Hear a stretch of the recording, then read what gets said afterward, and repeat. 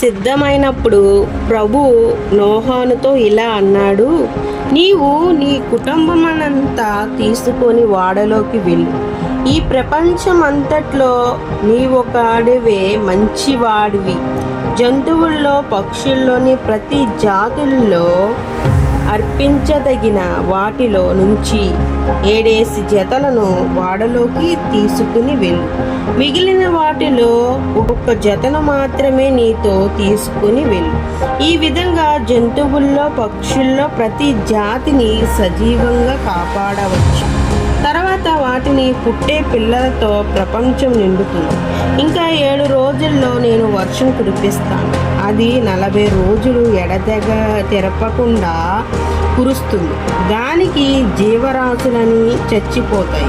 నోహాను ప్రభు చెప్పిందంతా చేశాడు. నోహాను, అతని భార్య, అతని కుమారులు, వారి భార్యలను కూడా ఓడలోకి తీసుకుని వెళ్ళాడు. దేవుడు చెప్పినట్టే నోహాను జంతువుల్ని పక్షుల్ని తను తయారు చేసిన ఓడలోకి చేర్చాడు. అంతా ఓడలోకి వెళ్ళాక ప్రభు ఓడ తలుపు మూసేశాడు. 7 రోజుల తర్వాత భయంకరమైన వరద పరవళ్ళు తొక్కుతూ వచ్చింది. నోహాను 600 సంవత్సరాల వయసులో ఉన్నప్పుడు ఇది సంభవించింది.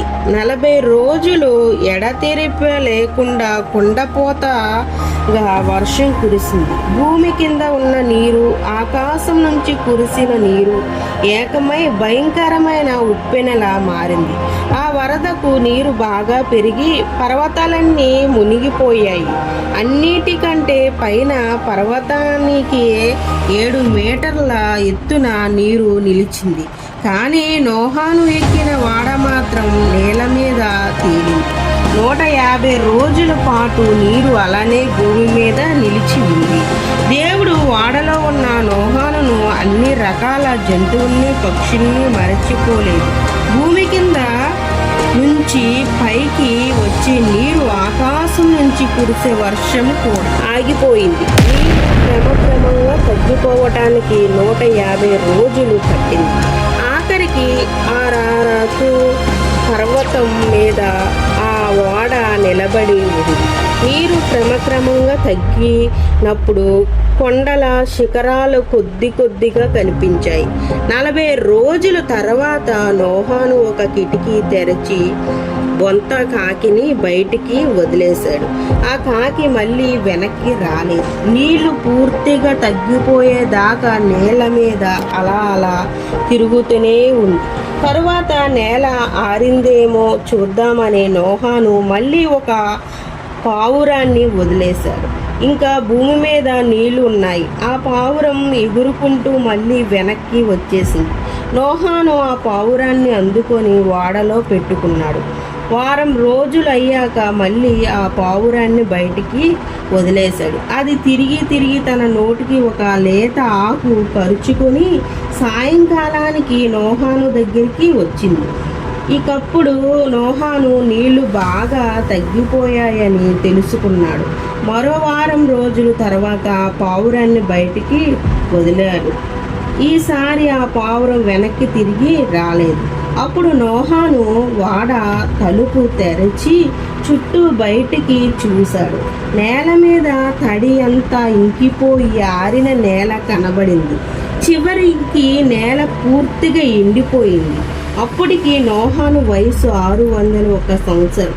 దేవుడు నోహానుతో ఇలా అన్నాడు, ఓడలో నుంచి నీ కుటుంబంతో బయటికి వెళ్ళు. నీతో పాటుగా ఓడలో ఉన్న పక్షులు, పశువులు, భూమి మీద తిరిగే ప్రతి జాతి పురుగులను, జంతువుల్ని బయటికి తీసుకువెళ్ళు. అవి మళ్ళీ పిల్లల్ని పెట్టి భూమి అంతా విస్తరిస్తాయి.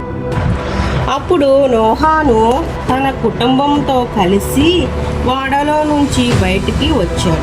జంతువులు, పక్షులు, పశువులు, పురుగులు కూడా వాటి జాతి ప్రకారం గుంపులుగా బయటికి వచ్చాయి. నోహాను ప్రభువుకు ఒక బలిపీఠం కట్టాడు. ప్రతి పశువులో నుంచి పక్షుల్లో నుంచి ఒక్కొక్క దాన్ని ఎంచుకొని దేవునికి అర్పించాడు. ప్రభువు చాలా సంతోషించి ఇలా అనుకున్నాడు, చిన్నప్పటి నుంచి ప్రతి ఒక్కరూ తప్పులు చేయటం మామూలే. అందువల్ల భూమి మీద ప్రాణులు ఉన్నంత వరకు ఇంకెప్పుడు నేను నాశనం చెయ్యను. పంటలు పండటము, కోతలు కొయ్యడం జరుగుతూనే ఉంటాయి. అంతేగాక చలి, వేడి, వేసవి, శీతాకాలపు పగలు, రాత్రి కొనసాగుతూనే ఉంటాయి.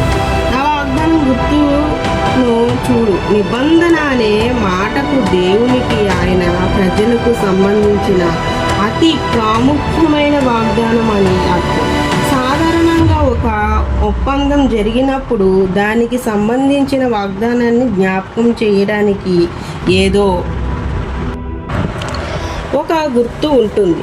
ఆ సందర్భంగా ఇచ్చిన గుర్తు చాలా ప్రత్యేకమైనది. దాన్ని నేటికి మనం చూస్తూనే ఉన్నాం. దేవుడు నోహాను అతని కుమారునితో, నేను నీతో నీ కుమారులతో ఒక నిబంధన చేస్తున్నాను. మీకు మీ తర్వాత జీవించే వారికి కూడా ఇది వర్తిస్తుంది. మీతో పాటుగా వాడలోకి వచ్చిన వాటినన్నిటినీ కూడా ఇది వర్తిస్తుంది. నీటి వరదల్లో భూమిని ఇక ఎప్పుడు నాశనం చెయ్యనని నేను వాగ్దానం చేస్తున్నాను. వరద గూడి ఇంద్రధనుస్సు మీకు అన్ని ప్రాణులకు గుర్తుగా ఉంటుంది. ఆకాశంలో వరదగూడి కనిపించినప్పుడల్లా నా నిబంధన జ్ఞాపకం చేసుకుంటాను. భూమి మీద ప్రాణాలతో జీవించే వాటిని ఇంకెప్పుడు నేను నాశనం చేయను అని వాగ్దానం చేశాను.